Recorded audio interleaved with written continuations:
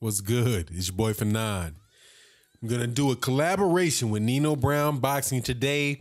A very, very good channel with the LDBC.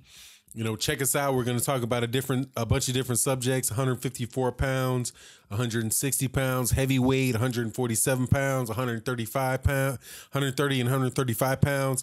Very knowledgeable boxing channel. Also, please subscribe, hit the bell icon. We're going to do live streams on the channel and definitely want to give you an opportunity to know when the live streams are coming by hitting the bell icon. And with that, check out Nino Brown and Fanon International Boxing. We're going to have a good conversation.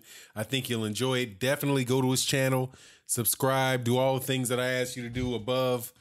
Hit the bell icon because the dude really does know boxing, and it was absolutely a pleasure to talk with him and get to hear his knowledge about boxing and have a great conversation. So I hope you enjoy.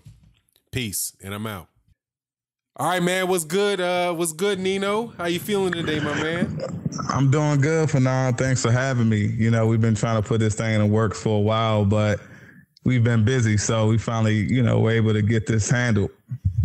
Yeah, most definitely, man. And it's like I've checked out your channel before, man. I definitely appreciate you, being on the live streams and sharing your input on in different live streams and different videos that I've done, man. So what I wanted to do is give a chance for people who might listen to my channel that haven't listened to your channel, man, because you do real good work over there, and I wanted to get a chance to people to put connect a voice to a name, and go to your for the people listening to the video, please go to Nino Brown Boxing, subscribe, hit the bell icon.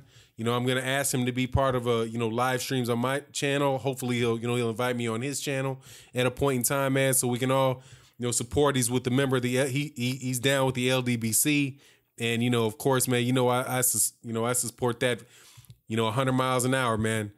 And so let me cut to the chase, Nino.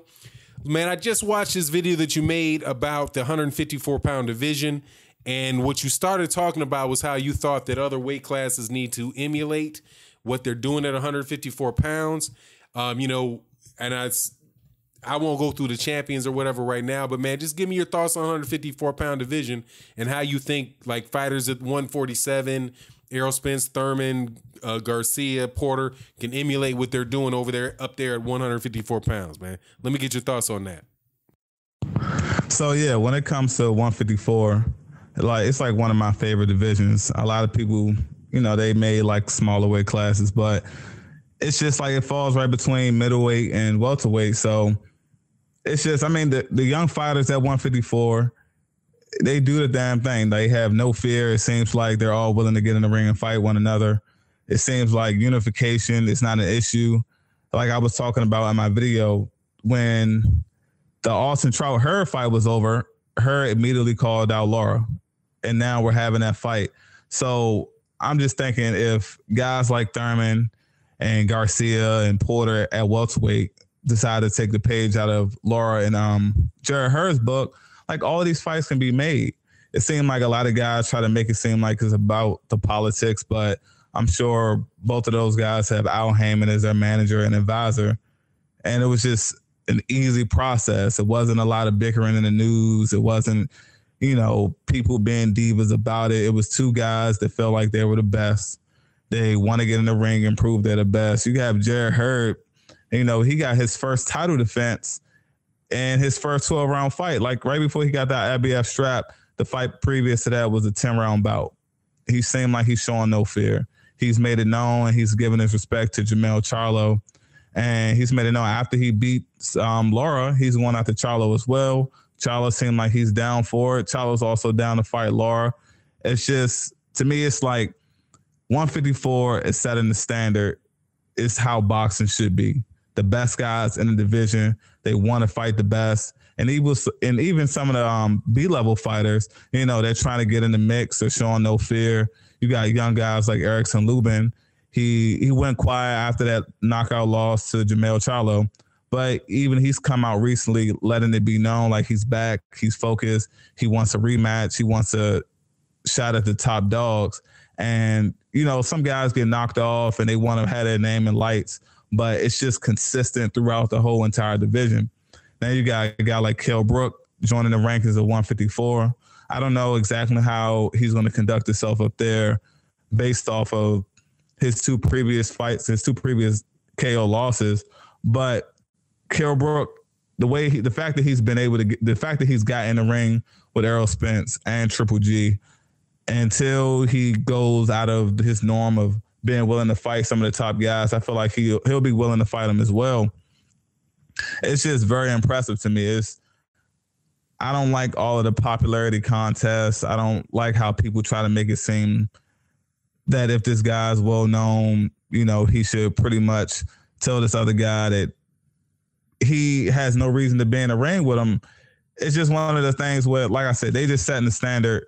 I can definitely respect it, and it just makes me a bigger fan of that weight class. What about you? Oh, man, I agree with you 100%, man. We had a really good conversation with 78 Sports TV. Shout out to 78 Sports TV. Did a conversation, like a round-robin conversation with like Fred from Barbershop Conversations and Black Fight Fan TV on 78 Sports TV's channel. And we talked about, like, Al Heyman and whether or not he was kind of standing in the way of what's going on at 147. And one of the points that I made was that if you look at 154 pounds, that the guys at 154 pounds are all getting in the ring with each other. Like, if you look at that, basically they had, as much as people talk about the 168-pound World Boxing Super Series tournament and the Cruiserweight tournament with the World Boxing Super Series, if you look at just that fight card that took place at 154, all on the same night, with Goshaw fighting Lara, Trout versus Hurd, and Lubin versus Charlo, man, that was damn near a half of a 154-pound tournament. And it's like they didn't even mess around and play with the quarterfinals. You know what I mean? They just went straight to it. So, I mean, from what I can see, yeah, man, I agree 100%. And even if you look at, like, the fact that I'm pretty sure that J-Rock fight with Jermall Charlo was still at 154 pounds when Jermall Charlo was 154 pounds. So you have him in the mix as well. Now, I'm not so convinced about whether or not the WBO 154-pound dude, Saddam Ali, is going to get in the mix or not. But, man, yeah, I agree 100% with what you're saying. Now, what do you think? Now, I know you talked about Kell Brook.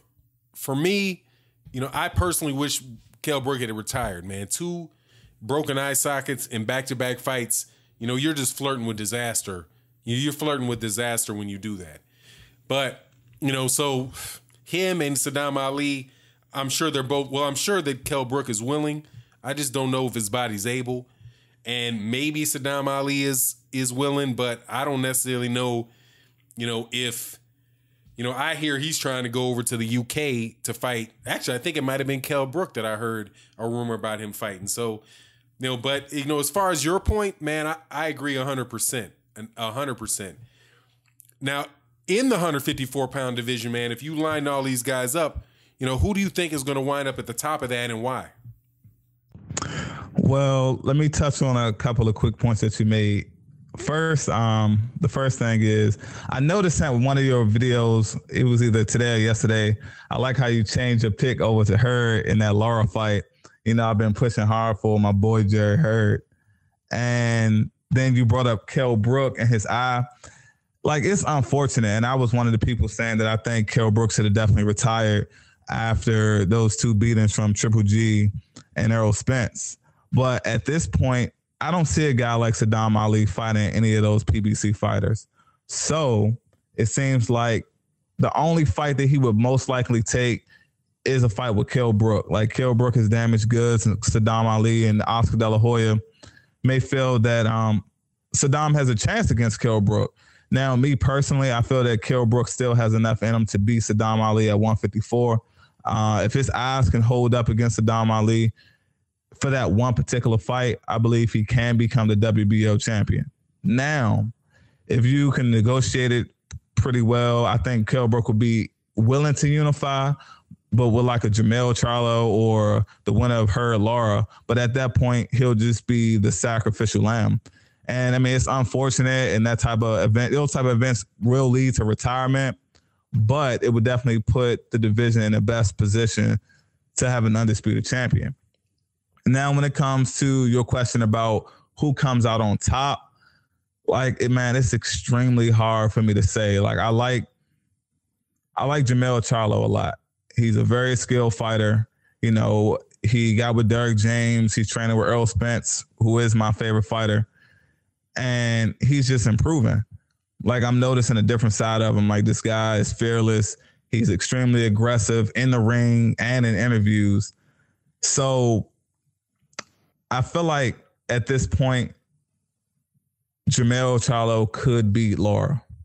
Now, do I believe he's more skilled than Jarrett Hurd? Absolutely. I can't take that away from him at all. But Jarrett Hurd is a big boy. And I've been, like, it's hard because I'm not seeing these guys in person side by side. But just based off of my eye test, Jarrett Hurd and Andre Ward look like they're about the same damn size. So taking that into consideration, me truly believing Jarrett Hurd can potentially move up to light heavyweight and not be considered a small light heavyweight, just considering the size and the fact that he's been fighting skilled boxers and Tony Harrison and Austin Trout. And then if he's able to defeat Lara, like, Jarrett Hurd is getting a lot of experience in the ring, and he's faced, you know, some good veterans that have more experience than Jamel Charlo. Like Jamel Charlo said in previous interviews, him and his brother were just brought in to be sparring partners for Lara early in his career. So if Hurd is able to knock those guys off, to me, I would say it's a 50-50 fight. It's just one of those things where skill matches up with size, and it would just be whoever has the most dog in them, whoever has the most fight, that's who's going to come out on top. Like, it's extremely hard for me to make that call. I know most people are going to look at me like I'm crazy and think Charlo destroys him, but Hurd is a big boy. And this dude, he's about 6'1". You know, you got Terrence Crawford walking around at 177 pounds. I can only imagine where Hurd walks around at. So I say it just comes down to Hurd and Charlo. And whoever's the better guy that night, whoever wants it the most, that's who's going to get it. That's just my take on it. Yeah, man, I can kind of go with that, man. Just, you know, as far as you mentioned, I went back and I looked at Jarrett Hurd, and I know that this is not a direct comparison, man, but the dude's got a little Rocky Balboa in him, dog. Like, like, he's just gonna keep coming and keep coming. If you're gonna, and you know, my what made me worry about for Lara, because I like Lara. And I wasn't that familiar with Jarrett Hurd, honestly.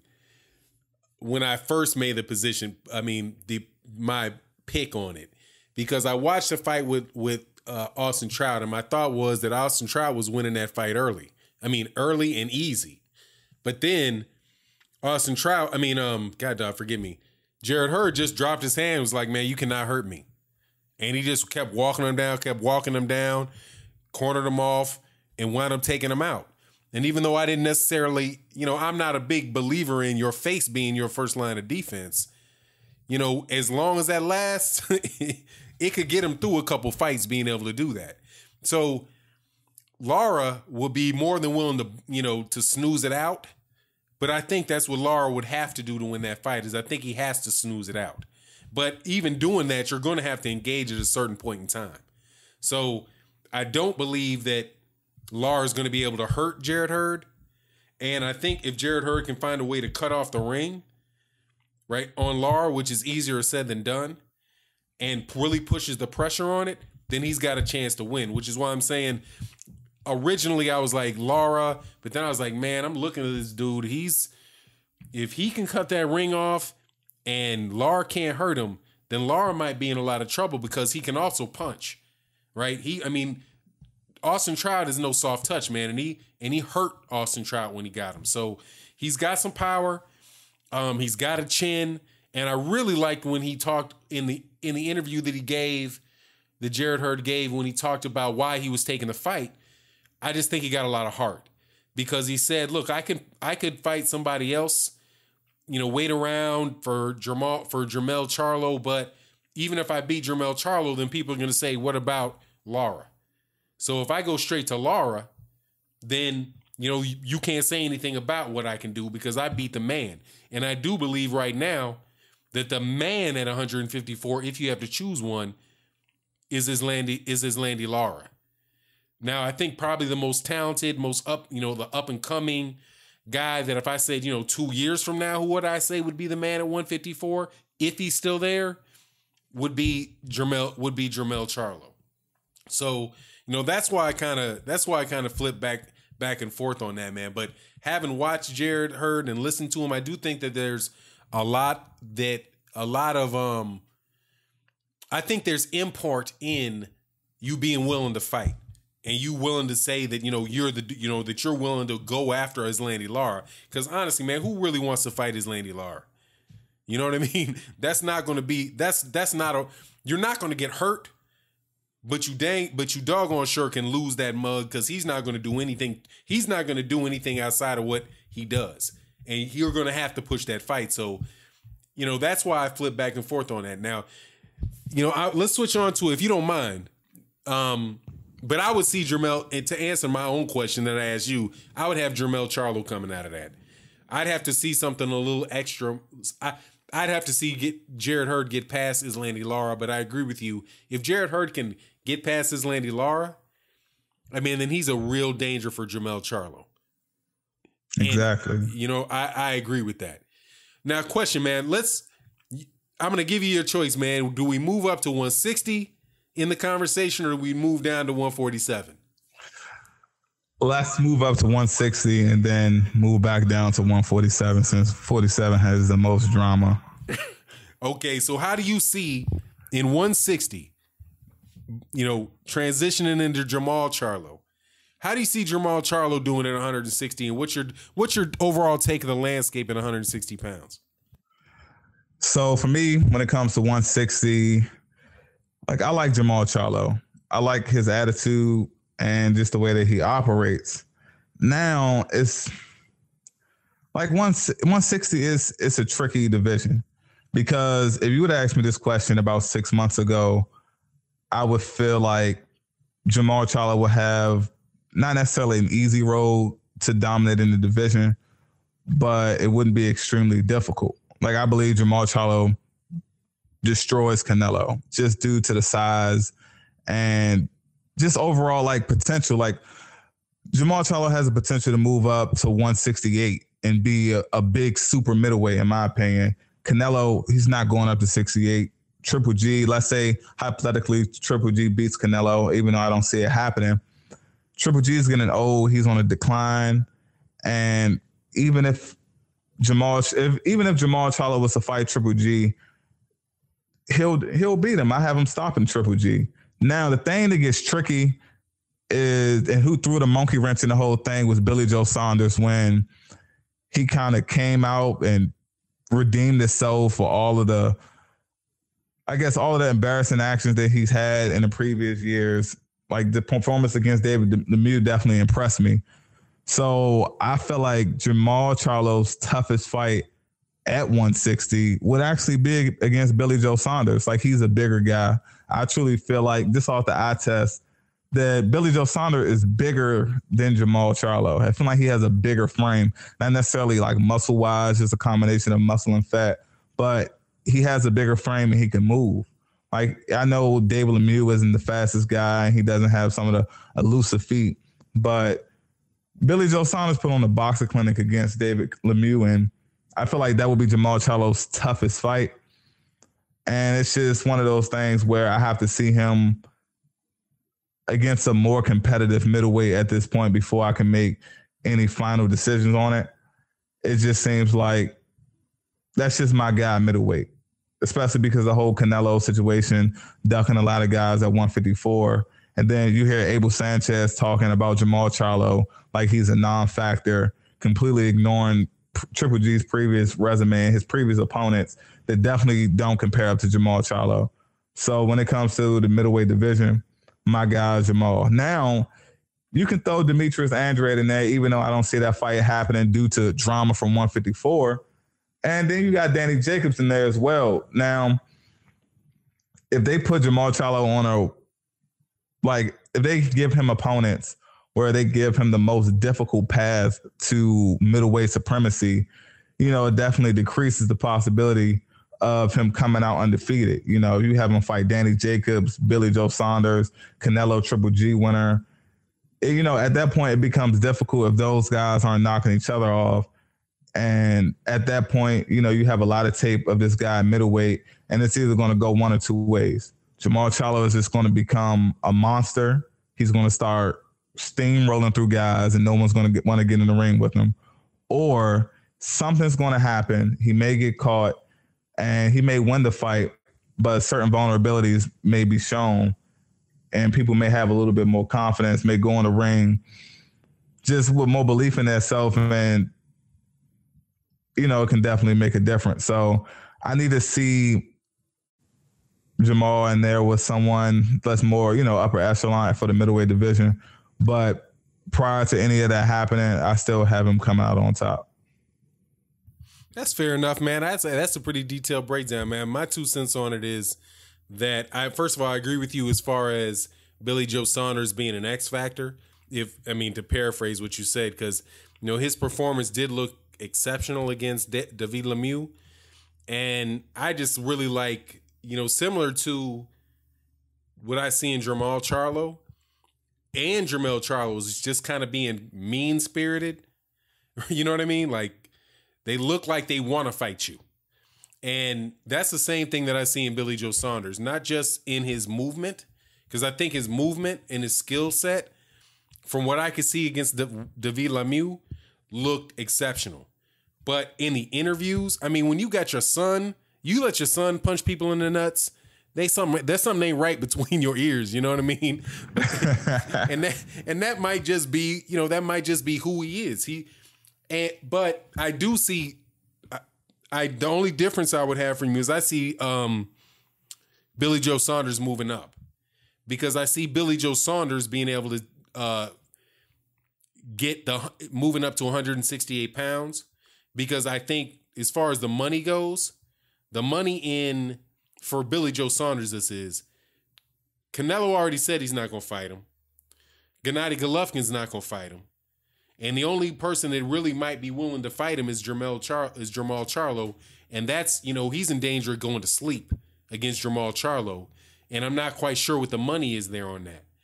But he can, like you said, with his frame, probably fight at 168 pounds. And with, Callum Smith, somebody corrects me on this pronunciation, Callum Smith and George Groves, and the a little bit more money being involved in the, the domestic scene in the UK, I see him going over there at 168 pounds and being able to take whoever the winner of that 168 pound tournament against Billy Joe Saunders. I think that would be a good fight, over there in the UK for him.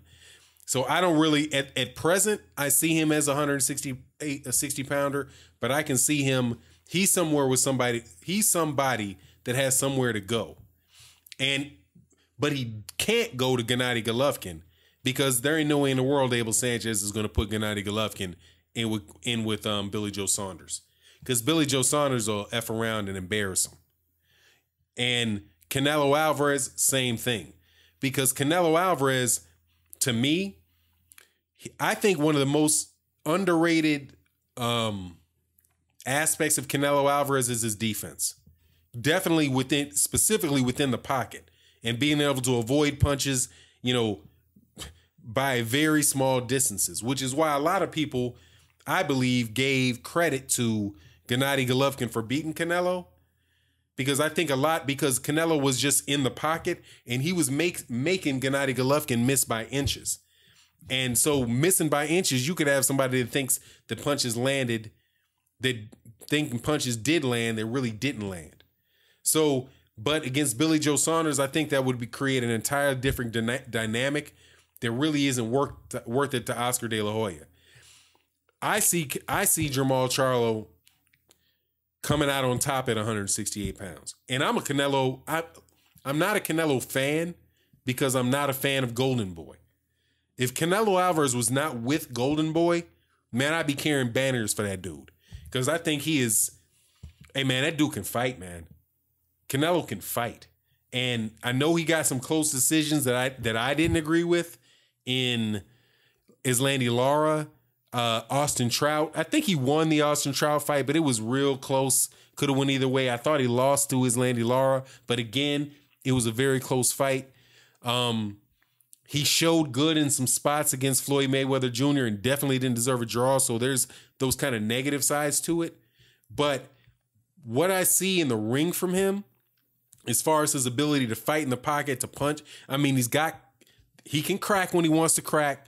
He's very intelligent and he's got a lot of different looks. I think very highly of Canelo Alvarez.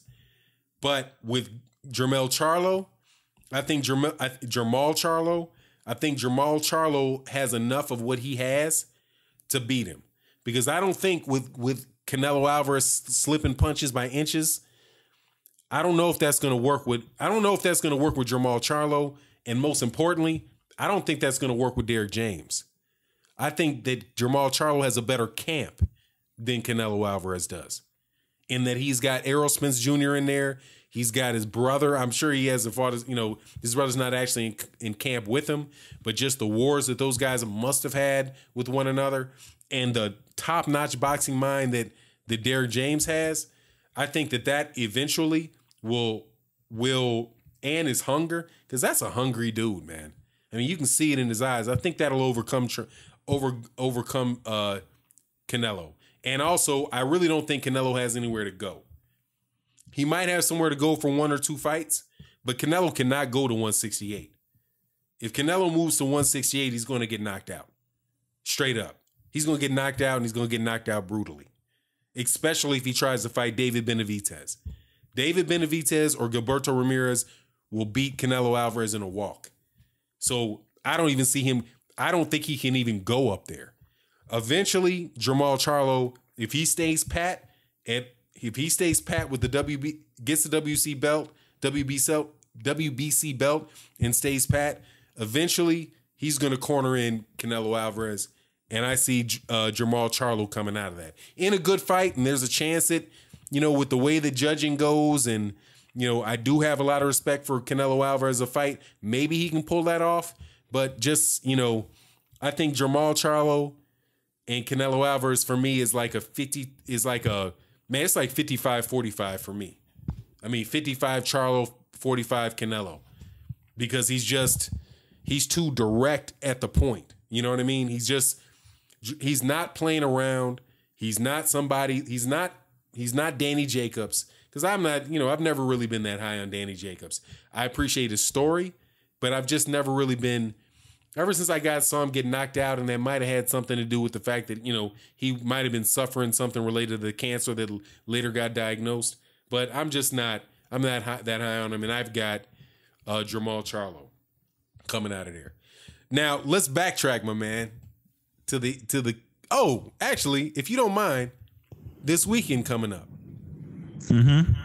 Who you got, man? There's a lot of heat going on, dog. Who you got? So now it's a lot of thoughts on my mind when it comes to this weekend. Honestly, I feel like Wilder's at a point where he's on a mission. Like, he's like a madman. I've seen it in previous interviews. Wilder, he's completely frustrated when it comes to Luis Ortiz. And it may appear in some interviews that he's looking past Ortiz when people bring up a lot of questions about Joshua. But to me, it just seems like he wants to destroy Luis Ortiz. He's already been frustrated with the whole Povetkin situation. The other guy, his name escapes me right now, that also failed the drug test. And Luis Ortiz being the third fighter in such a short amount of time. Alexander Povetkin.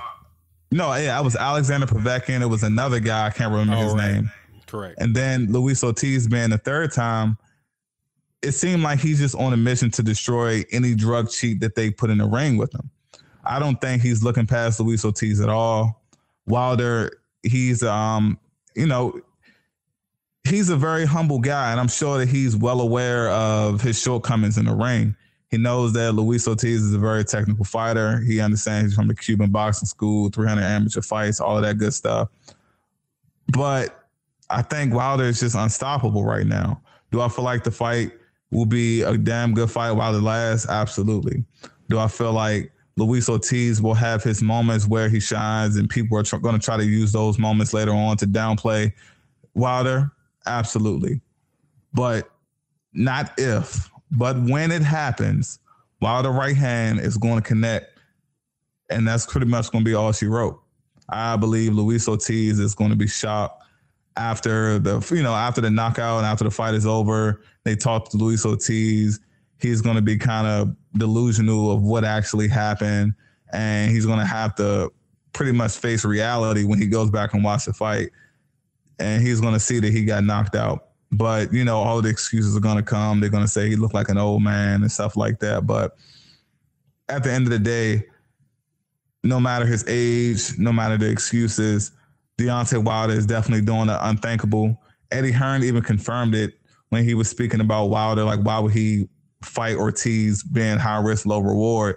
But to add on to high risk, low reward, he's fighting Anthony Joshua's previous mandatory. And that, in my opinion, was unjustly removed from the WBA rankings because it was the whole WBC testing when all this stuff happened. But I see Wilder coming out on top, plain and simple. It's just, I can't say any other way. I know, you feel like it's a little scary, and I have my moments where I feel like Luis Ortiz's superior boxing ability will take it, it will have its moments in a fight, but I don't know, man. It's something about Wilder. I just feel like it's another level to Wilder that we haven't seen yet.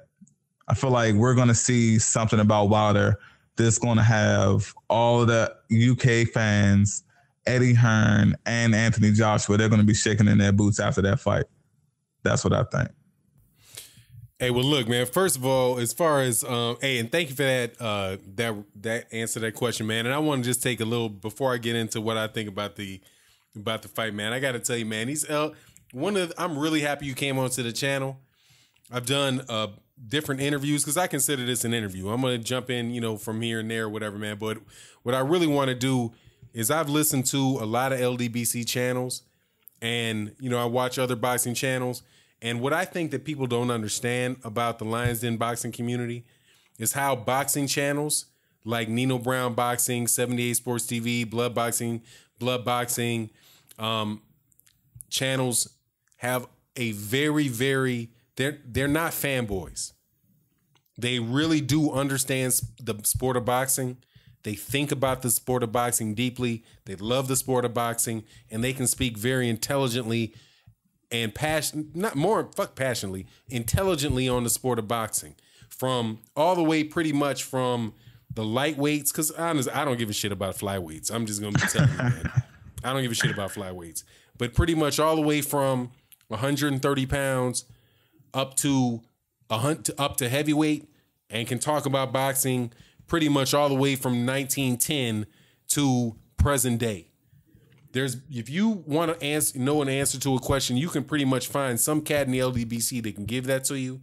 And by doing and hosting people on the channel like yourself, I think that I want to give an opportunity for people to see that as well, because I think it's very, very critical to the sport of boxing.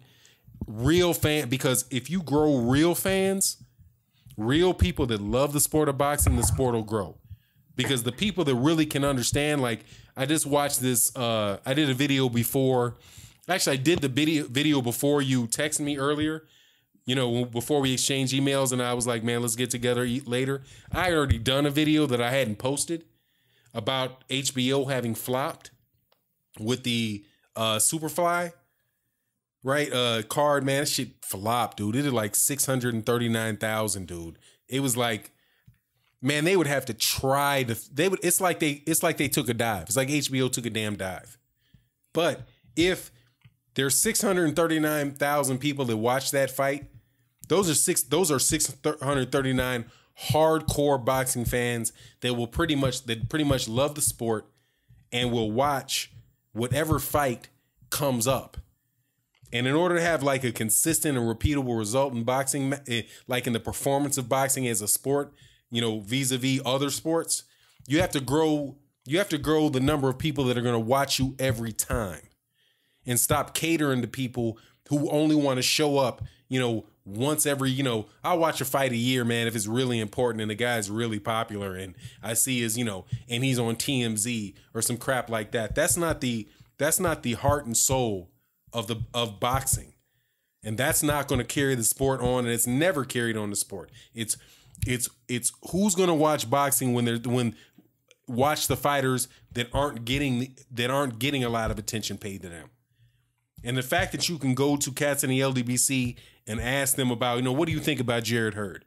What do you think about J-Rock? What do you think about, you know, these fighters that nobody else has heard, or even on the Latin American side of it? I don't speak Spanish, but I'm quite sure that you could do the same thing about, you know, what do people think about Oscar Valdez? What do you think about, you know, this Mexican fighter or that Mexican fighter? Because it's those two fan bases that pretty much the Afro-American or the African diasporic, for lack of a better term, and the Hispanic, if that's how you refer to it, crowds that are really holding down boxing. And it's not this kind of, you know, stuff that HBO is pushing, and which has HBO's boxing in the toilet. So, you know, that's why I just wanted to take that time and, you know, let people know the importance of subscribing to channels like Nino Brown Boxing. Subscribe, you know, to channels like Thai Legacy, Corey Lee Boxing, the Boxing Clinic, and more. You can get so many good, you know, honest perspectives on boxing from going to channels like that. So much more than you can listening, like reading the Boxing Writers of Association. Any dudes that think that Vasyl Lomachenko deserves Fight of the Year after having fought only one guy in his own weight class is not worth listening to. So anyway, I'm sorry, I went off on my rant. But as far as what I thought about the heavyweight division and this fight this weekend, I was scared because it's the heavyweights. You know what I mean? I've been nervous about every Deontay Wilder fight that he ever fought because I know perfectly well that if Bermane Stiverne catches him right, that any dude that's 6'3", 250 pounds, and, you know, trained to throw a punch, you know, can give you a concussion. You know what I mean? He can cut the electricity off because it's the heavyweight division. So I favor Deontay Wilder, but I'm just nervous because I know about that Cuban system. I know that as hungry as and as important as it is for Deontay Wilder to get to the next level, and I'm sure he's taking this guy seriously, I think the same thing has to be said or anticipated from Luis Ortiz. Luis Ortiz is going to know that if he loses this fight, that's a wrap. It's a wrap. He's never going to, even if he wins, he's not getting an Anthony Joshua fight. There ain't no way. Because Anthony Joshua's protected. No disrespect to Anthony Joshua as a person or to his fan base, but he's a protected fighter. He's protected by his fans, who will, not all his fans, but he has a base of avid boxing fans, avid Anthony Joshua fans that will basically just repeat and parrot whatever it is that they say. So he's just like Ludabella said, Anthony Joshua can fight, what did he say? He can fight Howdy Doody or some shit like that. Like he can fight he can fight whoever the hell it is he wants to fight, and he's still gonna make $10 million because he's part of an established machine. And that's not, you know, any insult to him. It's just a fact. But if Luis Ortiz loses this fight, Luis Ortiz is gonna be broke as a joke. Probably in somebody's gym, somebody's gym teaching him how to throw jabs and hooks. Because he ain't never going to get another shot again. Ain't no way in the world Anthony Joshua's ever going to get in the ring with Luis Ortiz. But so that's why I'm saying, even if you look at why this dude would take steroids, assuming that he did, what would lead him to do that? Looking at his life story, looking at the fact that he got deported, that he probably, what do you call it? When you leave. He defected from Cuba? Yeah, he defected from Cuba. He might have family in Cuba that he's got to try to sneak money to. That's a hungry dude, man. That's a hungry dude. So when I see Luis Ortiz, that's what I'm looking at, man. And I'm like, this dude's gonna do anything to win. If you told him he could put anything in his damn body to get that dough, more than likely he gonna do it. You know what I mean? So that's why I'm nervous about it. Go ahead. Yes. No, see, when you mentioned like his background and possibly reminded me that I think he did defect from Cuba. Stuff like that, I didn't even take into consideration when it comes to his hunger. Like, once again, we all know Luis Ortiz is an undefeated fighter. So having the thought that Wilder is going to just steamroll him and it's not going to be competitive at all, yeah, that's definitely a mistake for any fan to make or Wilder and his team to make. Because a guy like Luis Ortiz, he is definitely hungry. People say that he's possibly older than 39. Well, if you have this guy that's older than 39, he's still stepping in the ring, willing to fight Deontay Wilder. He's fighting for something. If it's money, if it's pride, whatever the case may be, I feel like he's definitely a live dog. And he's a monster as well. I just feel like Deontay Wilder is just a bigger monster. And I feel like Luis Ortiz, when it comes to just peak physical, like his prime, I feel like he's on the decline. To me, it seems like it seems like Wilder has another level that we just haven't seen yet. And until Wilder gets knocked in the mouth by a heavyweight that puts him on his ass or put him in a position where he could potentially lose, and you already know all of his detractors are going to bash him pretty much forever if he takes an L anytime soon, Wilder's going to just push through it. That's just what I see. Like, he's a hungry Alabama country boy, ready and willing to take on the world. So, and the fact that he started boxing so late, he's still improving. And I think that's another thing a lot of people aren't taking into consideration as well. Like, Wilder's getting better. I don't even think we've seen the best version of Wilder and his boxing skills. I have a feeling that he won't be a Muhammad Ali or Luis Ortiz in the ring, but he'll definitely become a more technically sound fighter, especially when he starts to get up in age. Now, since this is not like the early 90s when you have a bunch of heavyweights that are extremely athletic. You got guys like Anthony Joshua that they call a robot. Wilder can sacrifice some athleticism and develop, a more technically sound style. And we all know power is one of the last things to go. So I don't even think we even have the best version of Wilder right now. I think he's just going to improve with time. As long as he stays consistent, he takes his opponents serious that are in front of him.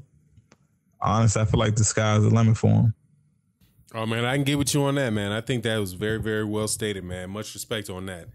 Hey, so let's shift back down, man, as we rolling around 42 minutes, man. Let's try to round it out about an hour. Man, this has been a great conversation, Nino Brown, man. I'm glad that you showed up, that you came on the channel, and we get a chance to share this knowledge that you have with my subscribers. Because honestly, man, I feel like I'm stealing from you, being able to share it.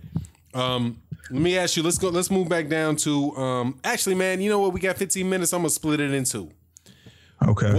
What's your thoughts on Vasily Lomachenko and where he needs to go and what exactly, what's your opinion on Vasily Lomachenko and Mikey Garcia in the 135-pound division? And just so people know, we didn't prepare these questions, so he didn't have a chance to cheat and pull out BoxRec. And I'm more than confident he's going to knock it out the park. Go ahead. What's your thoughts on that, man? When it comes to Lomachenko, I like the guy. Like, the way he conducts himself, he's a great fighter. He comes off extremely humble. I don't know how he is behind closed doors, but when the cameras are in front of him, he definitely conducts himself like a champion. Now, granted, he's had some, like, his route to success and all of the fame and all of the credit that he's been receiving it's definitely been questionable. Like you said earlier, he had he fought like one guy in his weight class, and then one of the guys were coming off of a loss. So like a lot of stuff like that is very questionable, but like no one can deny his skills. Now, when it comes to him fighting guys like Mikey Garcia and him entering 135, honestly, I think he's too small.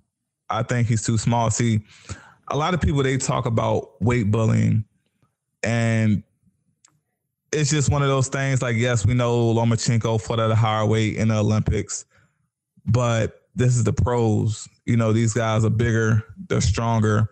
I mean, a guy like Robert Easter, in my opinion, he has the frame. He's a skinny guy, but he's still young. He's not 30 yet. He has a frame to make 147. He puts on a little bit more muscle. He can comfortably make 147 pounds and compete up there. Not with like the top guys like Errol Spence right now, or maybe not a Sean Porter due to his style, but he's big enough. So you have a guy like that going against Lomachenko with the height, the reach, even though he tends to give up his height. He's just too big. Like even with Mikey Garcia, you know, Mikey, he's not the biggest guy in the world, but he's ready and willing. I just think Lomachenko is too small.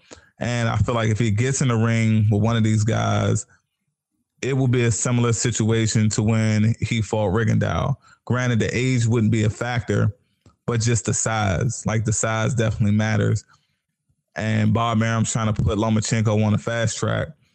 I think he needs to slow it down a little bit and have Lomachenko slowly become acclimated to these new divisions that he's entering and slowly build up to fighting those bigger guys in the division. Yes, I understand skills pay the bills, but it's a whole different ball game when you're face to face and you're going toe to toe with a bigger man.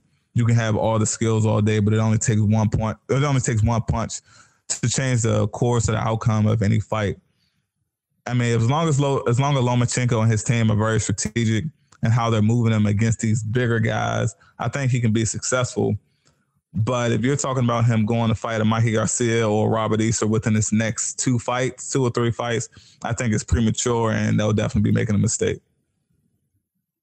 Man, I appreciate that, man. That's a real good breakdown. I'm kind of, the only difference that I have in opinion is that I think that the Lomachenko probably is already a 135-pounder, and that, the difficulties that he's going to have at 135 pounds, 140 pounds is that, it is at that weight class, I think he's going to have to adopt a professional style. I don't think that he's going to be able to, just score a bunch of punches that really aren't hurting the guy, but frustrate him. Because if he's fighting another guy that's a champion, that champion who really has something to lose is going to go 12 rounds.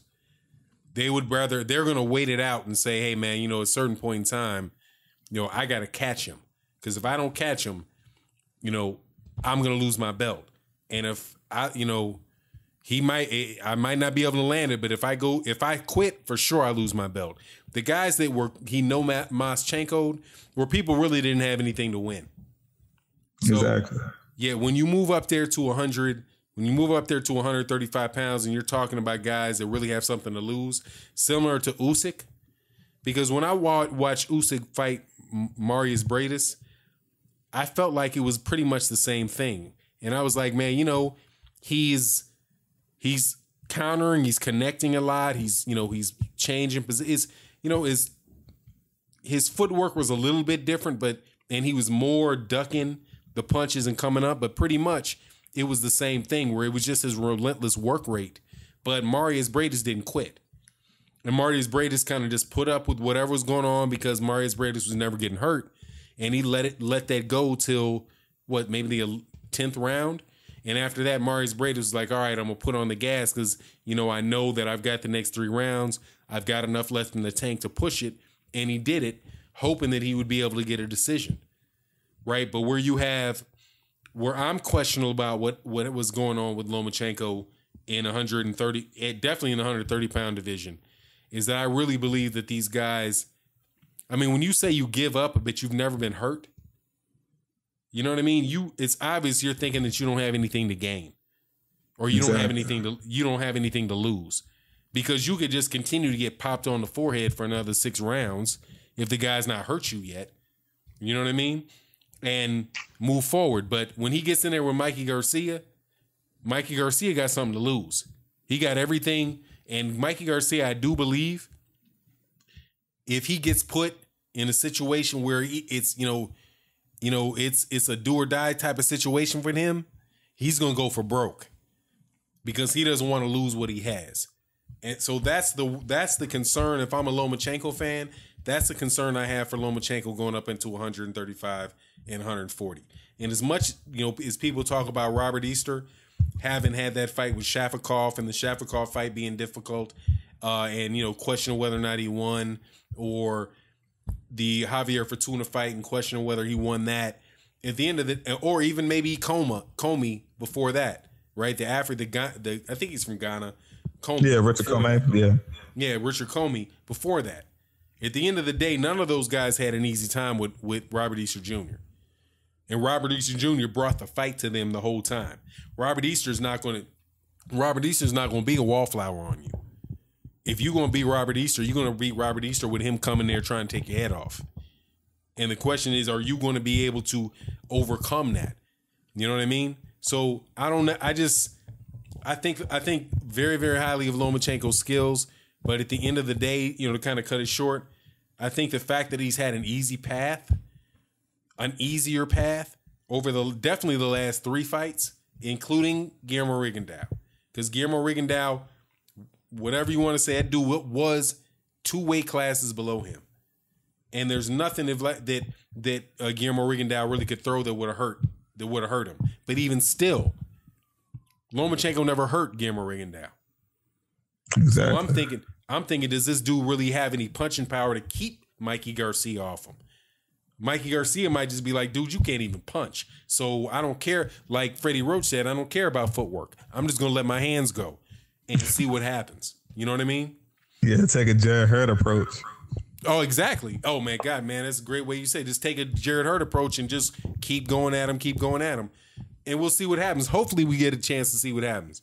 So, you know, the pièce de la résistance, Errol Spence versus Keith Thurman, Errol Spence versus Terrence Crawford versus Keith Thurman. What's your take? My take on that. Now, first I'm going to start off with the unified champion, Keith Thurman.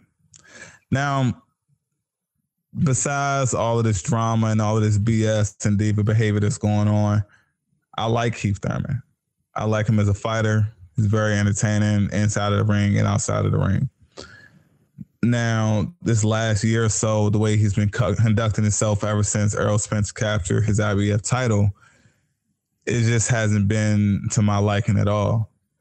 Now, when it comes to the matchup with Errol Spence and Keith Thurman, like, I've tried to look at it in like the fairest way possible. Like I said in a lot of my videos, Errol Spence is my favorite fighter. But I make my best efforts to, you know, set my bias aside when it comes to that matchup. And I really cannot see Keith Thurman defeating Errol Spence. It's so many different reasons. Prime example, Keith Thurman, to me, he's injury prone. He's like one of those NFL players that was a Pro Bowler a couple of seasons ago. Now he's had all these injuries, and people are still looking at him based off his Pro Bowl performances from seasons ago. That's how I look at Keith Thurman right now.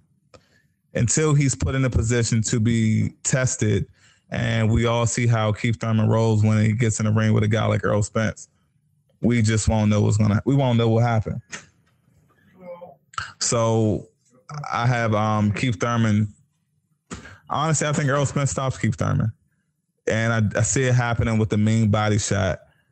And Keith Thurman will most likely get up, give Errol Spence his credit, and he'll retire.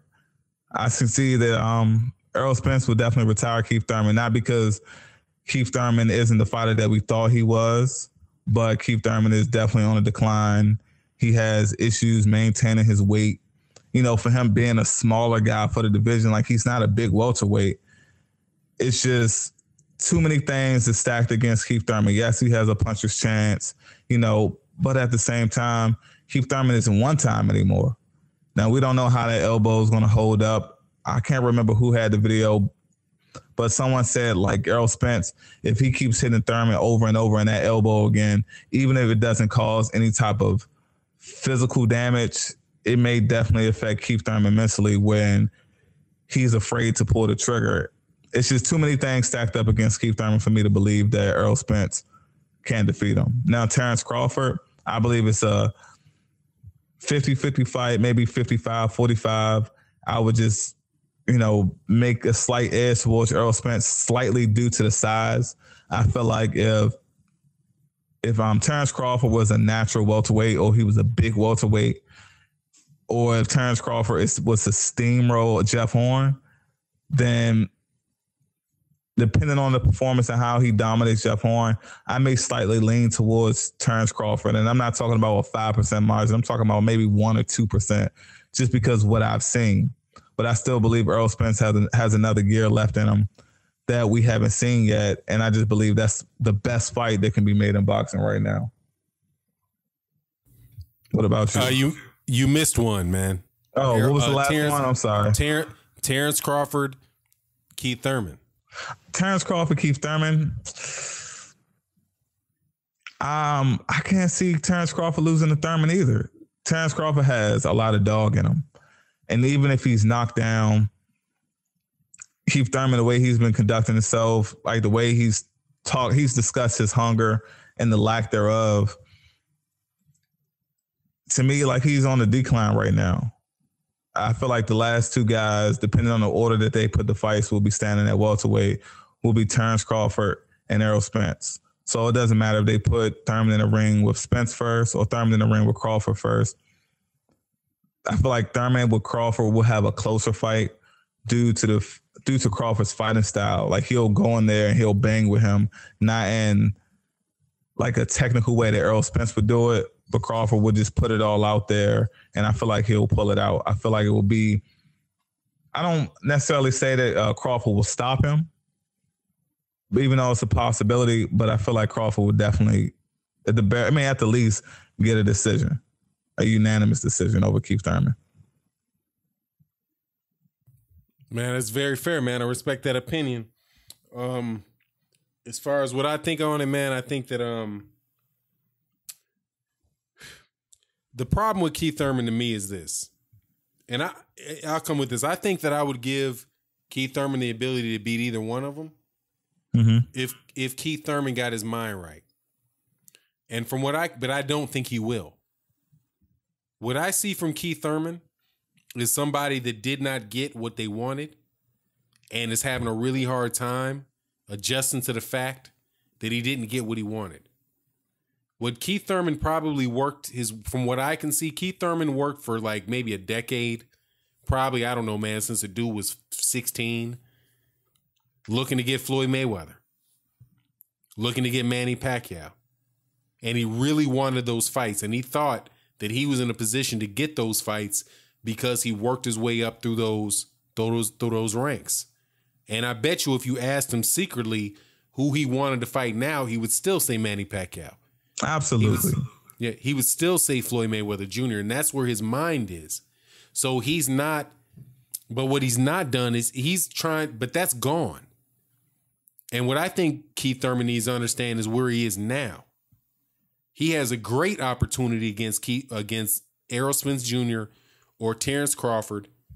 And I'm not going to say the other guys. He's already beat Sean Porter. He's already beat Danny Garcia. He doesn't have to redo that. In my opinion, he shouldn't even do it. He shouldn't do it. If the welterweight, if the WBC and the WBA says that you have to defend your belts against guys you've already beat, and man, he needs to go have a meeting with the executive president, because if he accepts what he has in front of him, he can get Errol Spence. And if he would be able to beat Errol Spence and he was able to beat beat Terrence Crawford, in the hearts of real boxing fans who are like I said earlier, are the real core of boxing, he would be legendary if he could pull that off. But I don't think he wants to pull that off. Yeah. I think he wants to coast. So since he wants to coast, I have to believe that that's going to transition itself into his training. Because I don't know if you've ever played a sport, dude. If you want to be injured, you can be injured. Because athletes are always injured. Always. I don't think there's probably not a professional basketball player, professional football player, or professional boxer that ever goes in the ring 100% or it goes into combat 100% healthy. Ever. I agree. Yeah, so more than likely, that's the situation with him. At least that's what I think the situation is with him. And I have one more thing to add. Oh, I'm sorry. Go ahead. No, go ahead, man. It's all good. Now the thing that I want to add about that is when you have a guy like Terrence Crawford that's moved through multiple divisions, he's become unified, he's become undisputed, and now he's trying to conquer his third weight class. It seems like there's not a ceiling for Crawford. I feel like after Crawford feels that he has accomplished his goals at welterweight, he'll try, his chances at 54. Errol Spence, the same way. After he feel like he's accomplished his goals at welterweight, he'll try his chances at 54.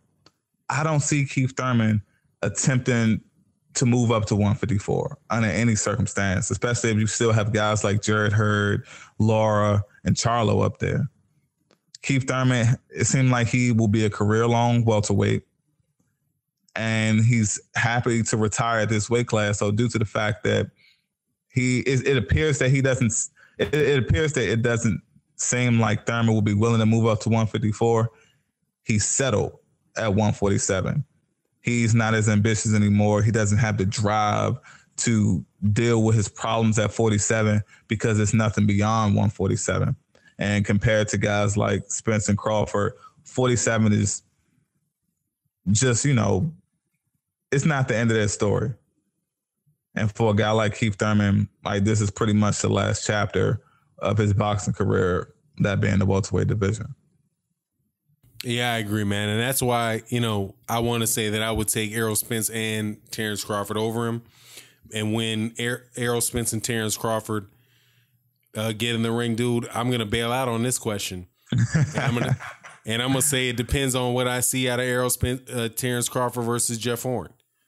Yeah. If Jeff Horn gives him problems and he can't hurt him, honestly, I'm just going to bail out on it. Because I think that's from what I can see, I think that's that type of special fight, man. I think that's a special type of matchup. It has the potential to be a special type of matchup where like Keith Thurman, where Terrence Crawford and Errol Spence were both meant to get in the ring into the ring with each other and do 2-3 fights. Exactly. That's what I think about it. I want to see 2-3 of them. And we'll see. Maybe one Errol Spence gets, another one Terrence Crawford gets, another one Errol Spence gets, or the other way around. But at the end of the day, both them cats going to the Hall of Fame. Exactly. That's how I see it. It seemed like it would be one of those things. Go ahead, man. I'm sorry. No, it seemed like it'll be one of those things where 147 won't be the end of the Spence Crawford chapter. I feel like they'll end their chapters off against one another at 54. It'll just one of those things like Spence, he's a bigger guy. He won't be able to make the weight. And Crawford being the type of tough as nails fighter that he is, he'll go up to 54, challenge Errol Spence again, and it'll just be history in the making. That's what I think. I agree with that, man. And look, man, we're going to wrap it up, man, on this. Look, man, Nino, thank you so much for coming to the channel, man. This was, for me personally, it was worth the wait. And once again, man, you show why, you got channels that, aren't buying subscribers, that ain't, blowing themselves up with a lot of visual, a lot of imagery, but you can get real serious conversations about, well thought out conversations about boxing. And you need to subscribe. You need to hit the bell icon. You need to support. And Nino Brown is one of those dudes, man. So, even though I don't do LDBC, pound LDBC, man, I and you do, man. Man, my much respect to you, man. This conversation was better than I thought it would be, and I knew it would be good before I did it. So thank you very much, sir, for coming to the channel, my man. I appreciate it, man. Thanks for having me. All right, will do, man. And we out, man. Subscribe to Nino Brown Boxing. Pound LBD, hit the LDBC, other LDBC channels up. They got a Smoke City podcast on 8 p.m. Eastern. 9 p.m. Eastern, 8 p.m. Central, hosted by Junior the Truth. You're going to be able to check out Blood Boxing, Black Fight Fan TV, 78 Sports TV, Dream Chasing Boxing, man. Just some of the best boxing you can get on YouTube, no doubt, all day long, man. All right, Nino Brown, man. Much love, much respect, and thank you for coming to the channel. All right, thanks, man. Appreciate it. All right, man. Peace.